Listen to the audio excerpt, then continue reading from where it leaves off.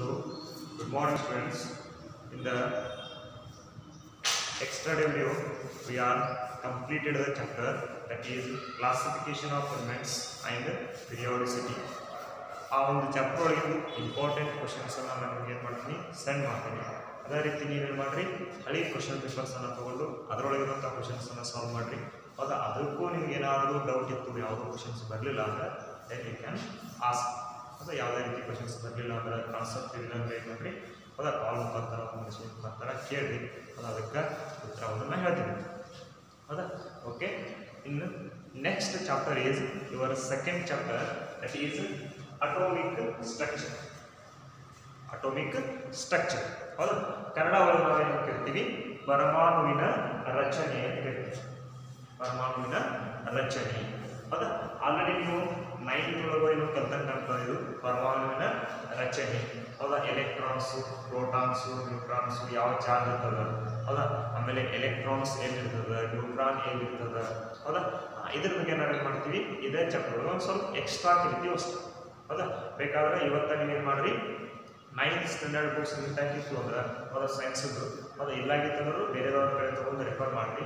ಹೌದಾ, ಅದರೊಳಗೇನು ನಾವು ಕಲಿತೀವಲ್ಲ, ಹೌದಾ, ಜೆ ಥಾಮ್ಸನ್ ಮಾಡೆಲ್, ಹೌದಾ, ಆಮೇಲೆ ಬೇರೆ ಬೇರೆ ಅಟೋಮಿಕ್ ಸ್ಟ್ರಕ್ಚರ್ ಮಾಡೆಲ್ ಬರ್ತಾವಲ್ಲ, ಸೆಂಟ್ರಲ್ ನ್ಯೂಕ್ಲಿಯಸ್ ಇರ್ತದೆ, ಅದ್ರ ಸುತ್ತ ಎಲೆಕ್ಟ್ರಾನ್ ರಿವಾಲ್ವ್ ಆಗ್ತಿರ್ತಾವೆ, ಹೌದಾ. ಈ ರೀತಿ ಒಂದು ಕಾನ್ಸೆಪ್ಟ್ ಏನು ಬರ್ತದೆ, ಆ ಕಾನ್ಸೆಪ್ಟನ್ನು ನಾವೇನು ಮಾಡ್ತೀವಿ ಇದ್ರೊಳಗೆ ಸ್ವಲ್ಪ ಹೆಚ್ಚಿಗೆ ಏನು ಮಾಡ್ತೀವಿ, ಡೀಪ್ ಆಗಿ ಕಲಿತೀವಿ ಅಷ್ಟೇ.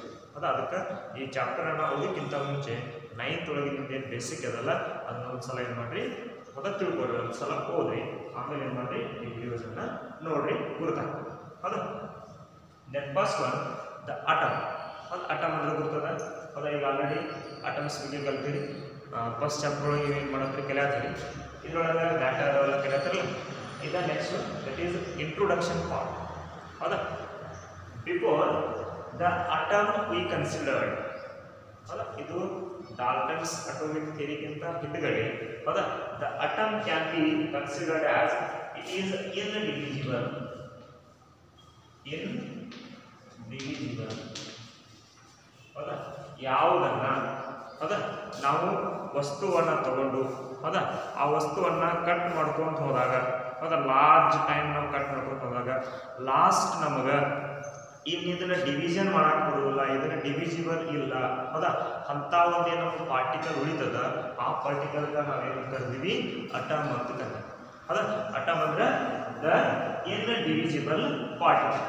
ಹೌದಾ, ಅದರ ಮುಂದೆ ಏನಾಗ್ತದೆ, ಸ್ವಲ್ಪ ಸೈಂಟಿಸ್ಟ್ಗಳು ಏನು ಮಾಡ್ತಾರೆ, ಅದ್ರ ಮ್ಯಾಗ ರಿಸರ್ಚ್ ಮಾಡ್ಕೋತ ಬರ್ತಾರೆ. ಹೌದಾ, ಮೊದಲು ನಾವೇನಂತ ಕರೆದಿದ್ವಿ, ಬರೀ ನ್ಯೂಟ್ರಲ್ ಅಟಮ್, ಹೌದಾ, ಅದನ್ನ ಡಿವಿಷನ್ ಮಾಡಕ್ಕೆ ಬರೋಲ್ಲ. ಅದ ಕಾನ್ಸೆಪ್ಟ್ ಏನು ಹೇಳ್ತಾನೆ, ಡಾಲ್ಟನ್ಸ್ ಹೇಳ್ತಾನೆ. ಅದರ ಥಿಯರಿ ನಾವೇನಂತ ಕರಿತೀವಿ, ಡಾಲ್ಟನ್ಸ್ ಅಟೋಮಿಕ್ ಥಿಯರಿ. ಹೌದಾ, according to Dalton's the atom is a particle which cannot be divisible further. ಹೌದಾ, ಆ ಒಂದು ಪಾರ್ಟಿಕಲನ್ನು ಫರ್ದರ್ ನಾವೇನು ಮಾಡಕ್ಕೆ ಬರೋದಿಲ್ಲ, ಡಿವಿಜಿಬಲ್ ಮಾಡಕ್ಕೆ ಬರೋಲ್ಲ. ಫರ್ದರ್ ಡಿವಿಜಿಬಲ್ ಮಾಡಲಾದಂಥ ಏನೊಂದು ಪಾರ್ಟಿಕಲ್ ಅದ, ಆ ಪಾರ್ಟಿಕಲ್ಗೆ ನಾವೇನು ಕರಿತೀವಿ, ಅಟಮ್ ಅಂತ ಕರಿತೀವಿ. ಹೌದಾ, ಈ ರೀತಿ ಹಲವಾರು ಡೆಫಿನೇಷನ್ಸ್ಗಳು ಬರ್ತಾವೆ.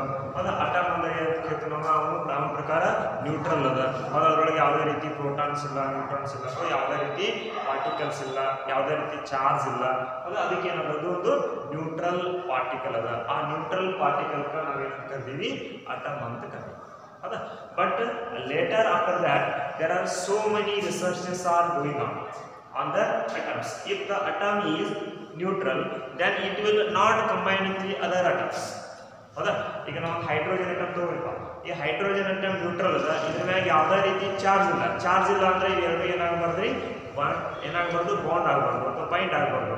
ಹೌದಾ, then how there is a formation of the, or how the atom will be combined with the other atoms. ಹೌದಾ, ಒಂದು ಅಟಮ್ ಇದ್ದು ಇನ್ನೊಂದು ಅಟಮ್ ಜೊತೆ ಯಾವ ರೀತಿ ಕಂಬೈನ್ ಆಗ್ತದೆ ಅಥವಾ ಯಾಕೆ ಕಂಬೈನ್ ಆಗ್ತದೆ. Suppose it is a neutral, then it will be in the uncombined form. It will be in the uncombined form. ಹೌದಾ, ಈಗ ಫಾರ್ ಎಕ್ಸಾಂಪಲ್ 9th ಒಳಗೆ 10th ಒಳಗೆ ಯಾವುದೋ, ಹೌದಾ, ಇಯರ್ ಒಳಗೆ ಸಣ್ಣ ಸಣ್ಣ ಪೇಪರ್ ಚೂಸನ್ನು ಮಾಡ್ತೀವಿ. ಹೌದಾ, ಒಂದು ಪೇಪರನ್ನು ತೊಗೊಂಡು ಅದರೊಳಗೆ ಅಂದರೆ ಇನ್ನು ಕಟ್ ಮಾಡೋಕೆ ಬರಲಂಗಿಲ್ಲಪ್ಪ ಅಂತ ಸಣ್ಣ ಸಣ್ಣ ಸಣ್ಣ ಪಾರ್ಟಿಕಲ್ ಮಾಡ್ತೀವಿ ಪೇಪರ್ದ. ಆಮೇಲೆ ಏನು ಮಾಡ್ತೀರಿ, ಸ್ಕೇಲ್ ರಬ್ ಮಾಡಿ ಹಿಡಿತೀರಿ. ಅವಾಗ ಏನಾಗ್ತದೆ, ಆ ಇದ್ರ ಪಾರ್ಟಿಕಲ್ಸ್ ಎಲ್ಲ ಏನಾಗ್ತಾವೆ, ಸ್ಕೇಲಿಗೆ ಅಟ್ರಾಕ್ಟ್ ಆಗ್ತವೆ. ಅವೇನಾಗ್ತಾವೆ, ಅಟ್ರಾಕ್ಟ್ ಆಗ್ತಾವೆ.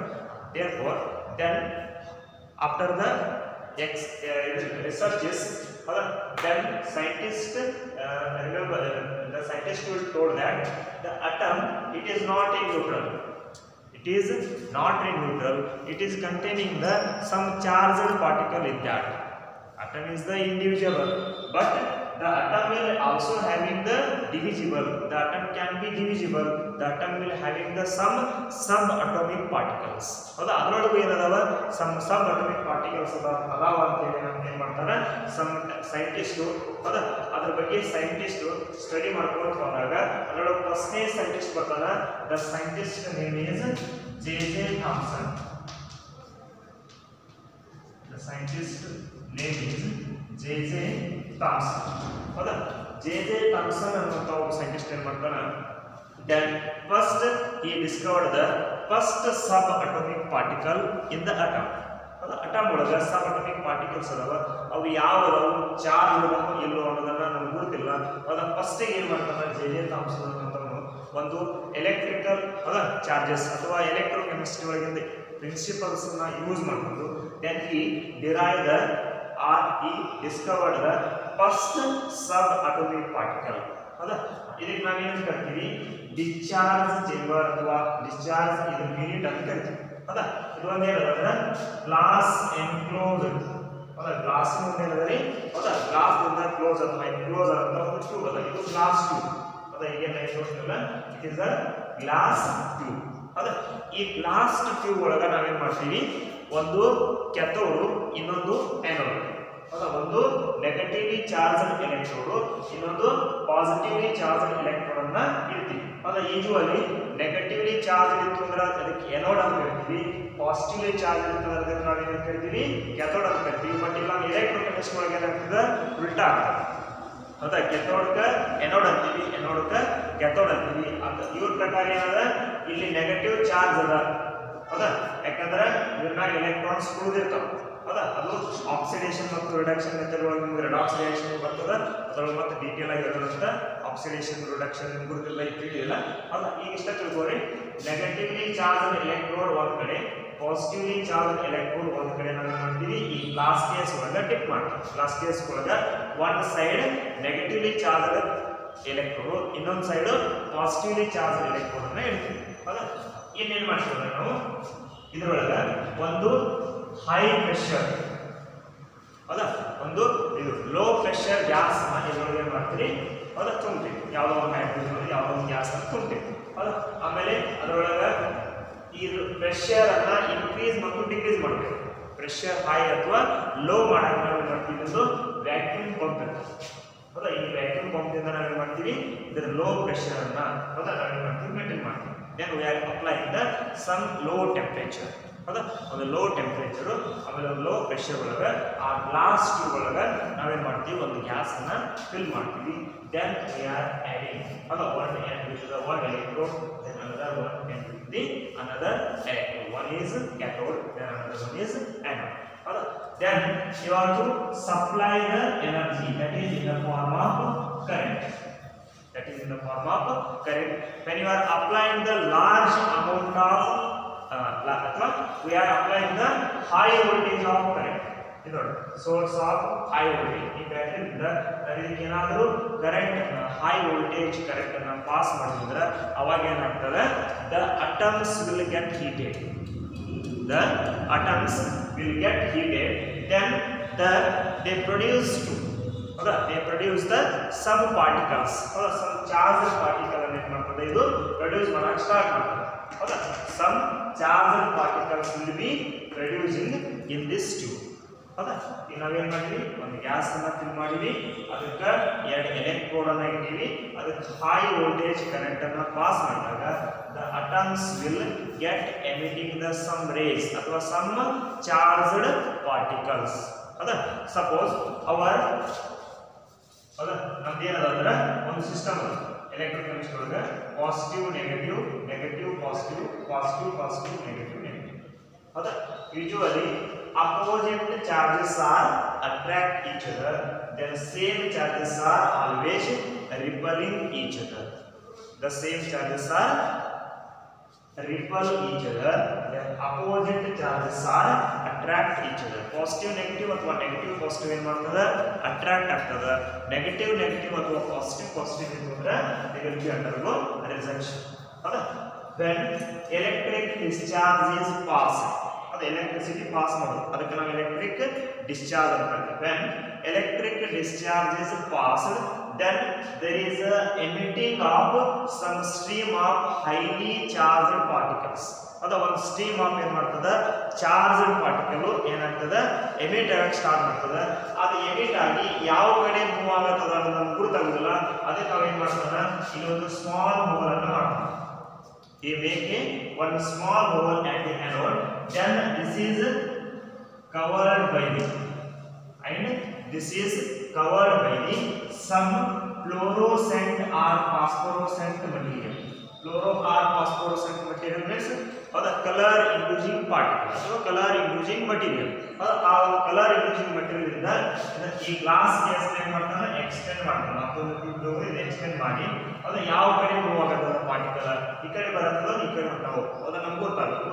ಅದಕ್ಕೆ ಸಮ್ ಚಾರ್ಜ್ಡ್ ಪಾರ್ಟಿಕಲ್ಸ್ ಯಾವ ಕಡೆ ಮೂವ್ ಆಗತ್ತದ ಅಂತ ತಿಳ್ಕೊಳ್ಳೋಕೆ ಏನು ಮಾಡ್ತಾನೆ ಈ make the one arrangement by using the fluorescent or phosphorescent material. Therefore, the particles are moving towards the anode. The particles are moving towards the anode. Then, when they hit the fluorescent or phosphorescent material, then there is the appearance of the tiny flash of light.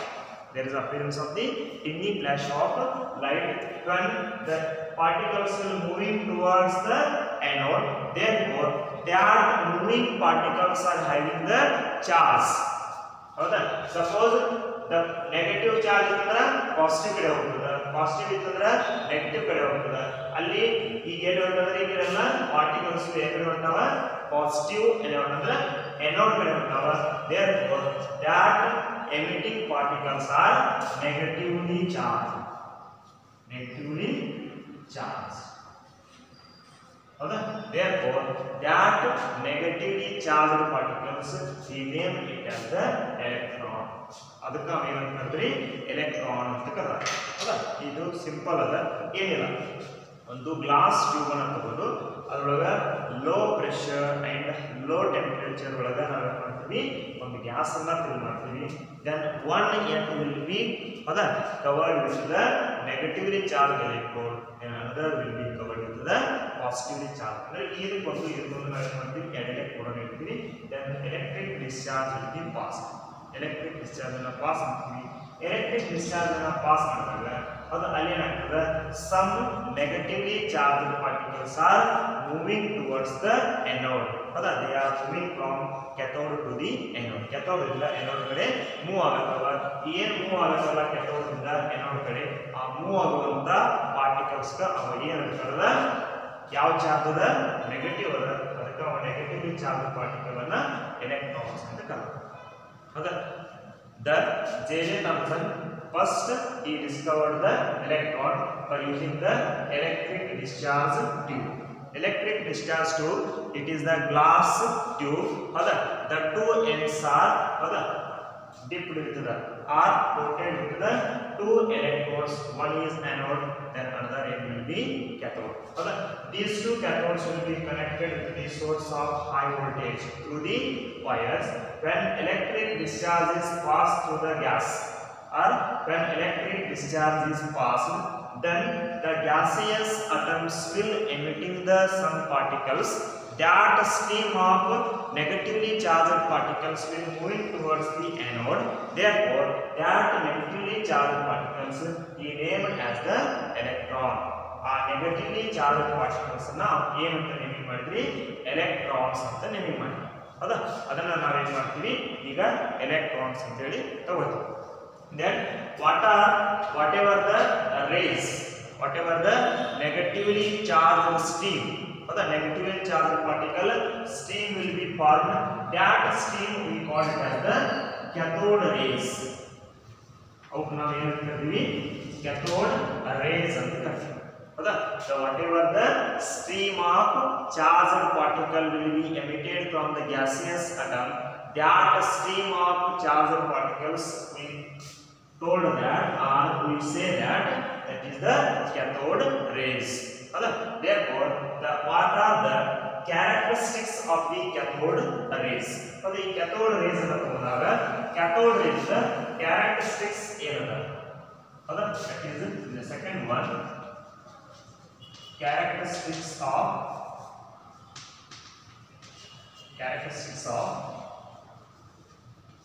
cathode rays. Simple ಅದ. ನಾವೇನೋ instrument ತಗೊಂಡ ಅದಕ್ಕೆ discharge tube ಅಂತ ಕರಿತೀವಿ. ಆ discharge tube ಅನ್ನು ತಗೊಂಡು electric discharge ಅನ್ನು ಪಾಸ್ ಮಾಡಿದಾಗ ಈ ಅಟಮ್ ಏನ್ ಮಾಡ್ತದ, ಸಬ್ ಪಾರ್ಟಿಕಲ್ಸ್ ಅನ್ನ ಎಮಿಟ್ ಮಾಡ್ತದ. ಅದು ಯಾವ ಕಡೆ ಪಾರ್ಟಿಕಲ್ ಮೂವ್ ಆಗತ್ತವ ಅಂತ ತಿಳ್ಕೊಳ್ಳೋಕೆ ಏನ್ ಮಾಡ್ತಾನ, ಈ ಪಾಸಿಟಿವ್ ಕಡೆ ಸ್ಮಾಲ್ ಮೂವ್ ಮಾಡಿ ಫ್ಲೋರೋಸೆಂಟ್ ಅಥವಾ ಫಾಸ್ಫೋರಸೆಂಟ್ ಮೆಟೀರಿಯಲ್ ಇರ್ತಾನ.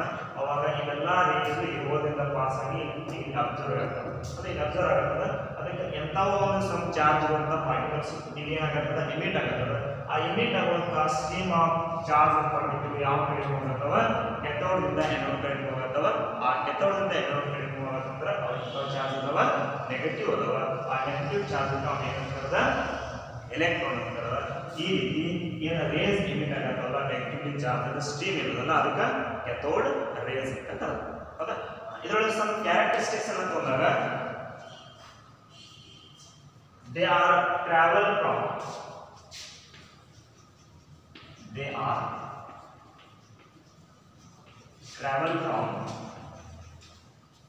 cathode to anode.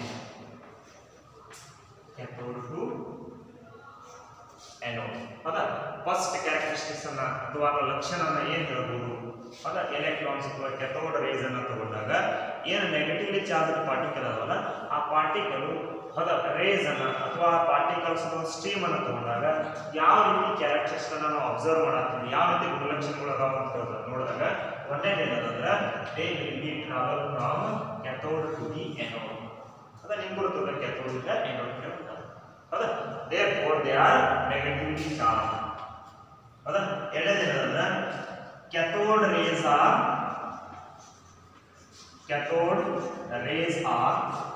invisible. cathode rays are invisible. ಇಲ್ಲೇನು ಸ್ಟ್ರೀಮ್ ಆಫ್ ಪಾರ್ಟಿಕಲ್ಸ್ ಅದ, ಗ್ಲಾಸ್ ಕಾಣ್ತದ, ಬಟ್ ಅವು ನಮ್ಗೆ ಏನಾಗತ್ತಿಲ್ಲ, ಇಲ್ಲಿಂದ ಈ ಕಡೆ ಹೊಂಟಾವಪ್ಪ ನೆಗೆಟಿವ್ಲಿ ಚಾರ್ಜ್ ಅಂತ ನಮ್ಮ ಕಣ್ಣಿಗೆ ಕಾಣುವುದಿಲ್ಲ. therefore they are invisible. they can be visualized by the fluorescent or phosphorescent material. ಹೌದಾ. ಈ ಒಂದು ರೇಸ್ ಈ ಕಡೆಯಿಂದ ಈ ಕಡೆ ಹೊಂಟಾವು ಅಥವಾ ಮೂವ್ ಆಗತ್ತಾವ ಅಥವಾ ಟ್ರಾವೆಲ್ ಆಗತ್ತಾವ ಅಂತ ಹೇಳಿ ನಮ್ಗೆ ಏನಾಗುದಿಲ್ಲ, ಕಣ್ಣಿಗೆ ಕಾಣುವುದಿಲ್ಲ. But they can be visualise. ಹೌದಾ. ಅದು ಏನು ವಿಜುವಲ್ ಇದ್ರೂ ಅದನ್ನ ನಾವೇನ್ ಮಾಡ್ಬೋದು, ತಿಳ್ಕೊಬಹುದು. ಅಥವಾ ಯಾವ ರೀತಿ ವಿಜುವಲ್ ಮಾಡ್ಕೋಬಹುದು ಅಂದ್ರೆ ಈ ಫ್ಲೋರೋಸೆಂಟ್ ಅಥವಾ ಫಾಸ್ಫೋರೋಸೆಂಟ್ ಮಟೀರಿಯಲ್ ಇಂದ ದೇ ಕ್ಯಾನ್ ಬಿ ವಿಜುವಲೈಸ್. ಹೌದಾ. ಎರಡನೇದು. ಮೂರನೇದು the cathode rays always moves in straight line. In the absence of electric and the magnetic field. ಹೌದಾ. ಎಲೆಕ್ಟ್ರಿಕ್ ಫೀಲ್ಡ್ ಅಥವಾ ಮ್ಯಾಗ್ನೆಟಿಕ್ ಫೀಲ್ಡ್ ಅನ್ನು ತಗೊಂಡಾಗ ಆ electric or magnetic field the absence ಒಳಗ ಹೌದಾ the cathode rays are moving towards or they are always moving in the straight line. ಹೌದಾ. ಅವು in the absence of electric ಅಥವಾ ಮ್ಯಾಗ್ನೆಟಿಕ್ ಫೀಲ್ಡ್ ಒಳಗೆ ಇಟ್ರಿ ಅಂದ್ರೆ ಅವಾಗ ಅಷ್ಟೇ ಏನಾಗ್ತದೆ, ಸ್ಟ್ರೇಟ್ ಲೈನ್ ಒಳಗ ಮೂವ್ ಆಗ್ತದೆ. ಹೌದಾ. Suppose the rays are deflected.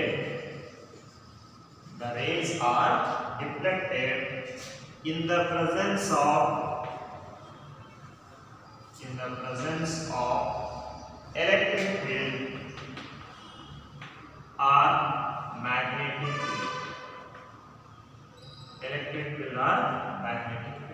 ಅದು ಇದೇನು ರೇಸ್ ಮೂವ್ ಆಗತ್ತದ, ಆ ರೇಸ್ ಮೂವ್ ಆಗೋದ ಪರ್ಪೆಂಡಿಕ್ಯುಲರ್ ಆಗಿ. ಹೌದಾ. ಇದು ರೇಸ್ ಮೂವ್ ಆಗತ್ತದ, ಇದ್ರ ಮೇಲ್ಗಡೆ ಅಥವಾ ಕೆಳಗಡೆ ನಾವೇನಾದ್ರೂ ಅದಕ್ಕೆ ಎಲೆಕ್ಟ್ರಿಕ್ ಫೀಲ್ಡ್ ಅಥವಾ ಮ್ಯಾಗ್ನೆಟಿಕ್ ಫೀಲ್ಡ್ ಅನ್ನು ಇಟ್ಕೊಂಡ್ರೆ ಅವಾಗ ರೇ ಏನಾಗ್ತದೆ, ಆ ಎಲೆಕ್ಟ್ರಿಕ್ ಫೀಲ್ಡ್ ಅಥವಾ ಮ್ಯಾಗ್ನೆಟಿಕ್ ಫೀಲ್ಡ್ ಕಡೆ ಏನಾಗ್ತದೆ, ಡಿಫ್ಲೆಕ್ಟೆಡ್ ಆಗ್ತದೆ. Deflection means changing the direction. ಹೌದಾ, ಏನೊಂದು ಮೂವ್ಮೆಂಟ್ ಇತ್ತು, ಹೌದಾ, ಏನೊಂದು ಸ್ಟ್ರೇಟ್ ಲೈನ್ ಯಾವುದೋ ಡೈರೆಕ್ಷನ್ ಒಂದು ಮೂವ್ ಆಗ್ತಿರ್ತದೆ, ಆ ಡೈರೆಕ್ಷನ್ ಅನ್ನ ಚೇಂಜ್ ಮಾಡೋದು ನಾವೇನು ಕರಿತೀವಿ, ಡಿಫ್ಲೆಕ್ಷನ್ ಅಂತ ಕರಿತೀವಿ. In the presence of electric field or magnetic field the rays will be deflected, otherwise they always move in the straight lines. They always move in the straight lines. Then last one, the behavior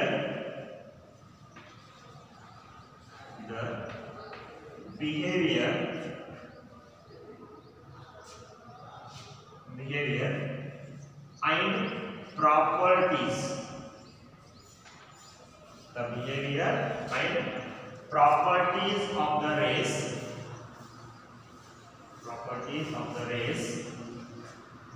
are independent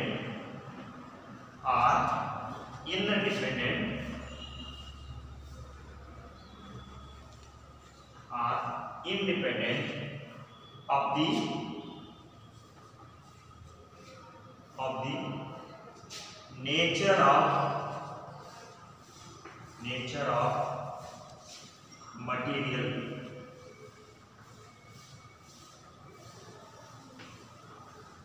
Nature of the material. These are the some characteristics of the cathode rays. ಅದೇ ಈಗ ನಮ್ಗೆ Discovery ಆಗುತ್ತೆ electron ಮಾಡಿದ್ವಿ, cathode rays ಅಂತ ಅದಕ್ಕೆ ಹೆಸರು ಇಟ್ಟಿವಿ race. ಆ ರೇಸ್ some characteristics ಅನ್ನು ನೋಡಬೇಕಾದ್ರೆ ಅವು ಯಾವ ಕಡೆಯಿಂದ ಯಾವ ಕಡೆ ಮೂವ್ ಮಾಡಿ cathode ಇಂದ ಎನರ್ಜಿ ಕಡೆ ಮೂವ್ ಮಾಡ್ತವೆ. The cathode rays are invisible. ಅವು ವಿಜುವಲ್ ಇಲ್ಲ. ಅದನ್ನು ವಿಜುವಲ್ ಮಾಡಬೇಕಾದ್ರೆ ನಾವು ಏನು ಯೂಸ್ ಮಾಡಬೇಕು, fluorescent or phosphorescent material. The rays are always moving in the straight line. In the absence of electric and magnetic field. Suppose if you apply the electric and magnetic field opposite to the moving direction of the cathode rays, they always deflected. ಅವಾಗ ಏನಾಗ್ತದೆ, deflection ಅನ್ನು ತೋರಿಸ್ತದೆ. Then the last one is most important, the behavior and the property of the rays. The behavior and property of the rays are independent of the nature of cathode material.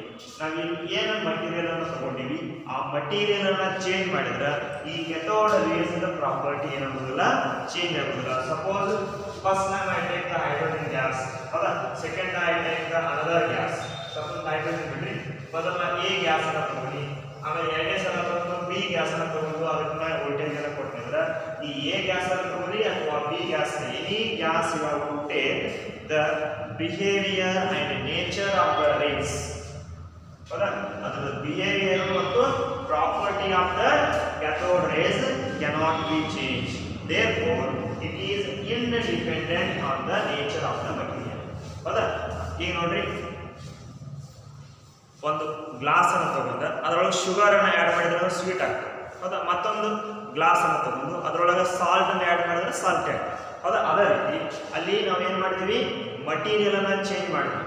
ಹೌದಾ, ಆ material ಅನ್ನ change ಮಾಡಿದಾಗ ಅಲ್ಲಿ ಏನಾಯ್ತು, ಅದರ behaviour ಮತ್ತು property change ಆಯ್ತು. ಎರಡು ತಗೊಂಡು ನೀರೊಳಗೆ ತಗೊಂಡ್ರಿ, the property and behaviour will be change. ಹೌದಾ, but in the cathode rays too ಅಥವಾ in the electric discharge too, if you take the any type of the gas, then you have to apply the high voltage or apply the electric discharge. Then there is also production of the negatively charged particle. That particles or that stream of particles we call it as the cathode rays. That cathode rays are having the same behavior and the same property. ಎಲ್ಲಾದ್ರೂ property ಮತ್ತು behaviour ಇರ್ತದೆ, same ಇರ್ತದೆ. ಈಗ ನಾವು material ಅನ್ನ change ಮಾಡಿದ್ರೆ ಈ property ಏನಾಗೋದಿಲ್ಲ, ಚೇಂಜ್ ಮಾಡೋದಿಲ್ಲ. ಹೌದಾ, ನೀವು ಯಾವುದೇ ಮಟೀರಿಯಲ್ ಅನ್ನ ತಗೋರಿ, ಅದು ಏನ್ ಮಾಡ್ತದೆ, ಇವರ ಪ್ರಾಪರ್ಟಿ ಇರುವಂತ ರೇಸ್ ಅನ್ನ ಅಥವಾ ಸ್ಟ್ರೀಮ್ ಆಫ್ ಪಾರ್ಟಿಕಲ್ಸ್ ಏನ್ ಮಾಡ್ತದೆ, ಎಮಿಟ್ ಮಾಡ್ತದೆ. ಅದನ್ನ ಲಾಸ್ಟ್ ಒಂದು ಹೇಳ್ತೀವಿ, the behaviour and the property of the rays are independent of the nature of the material. If you take any type of the cathode rays material, then always they give the same property and same behavior rays. Okay, this is the first discovery of the electron. ಈ electron ಒಳಗೆ J Thomson ಏನು ಮಾಡಿದ ಅಥವಾ electron ಅನ್ನು ಯಾರು ಕಂಡುಹಿಡಿದ್ರು, ಈ ರೀತಿ some important questions will be be asked. What are the characteristics of the cathode rays? Then draw the neat label diagram of the cathode rays. The electric discharge tube. ಮತ್ತು ಯಾವ ರೀತಿ cathode rays ಅನ್ನು direct ಅನ್ನು Discover ಮಾಡಿದ್ವಿ ಹೇಳೋದು ಕೇಳಬಹುದು. ಅದಕ್ಕೆ simple questions ಬರ್ತಾವೆ. ಆಮೇಲೆ ಭಾಳಷ್ಟು ಈಸಿಯೆಸ್ಟ್ ಆಗ್ತದೆ, ಬಟ್ ದೊಡ್ಡದಲ್ಲ, ಭಾಳಷ್ಟು ಇಂಥವೇನು ಬರ್ತಾವೆ ಥಿಯರೀಸ್ ಅನ್ನು ಬರ್ತಾವೆ. ಅದಕ್ಕೆ ಒಂದು ಸ್ವಲ್ಪ ಏನು ಮಾಡ್ಬೇಕಂದ್ರೆ ಓದಿದ್ದನ್ನು ಒಂದು ಸ್ವಲ್ಪ ಬರ್ ತೆಗೆದು ನೆನ್ಪಿಟ್ಕೊಳ್ಳೋಕೆ ಪ್ರಯತ್ನ ಮಾಡಿ. Okay, thank you.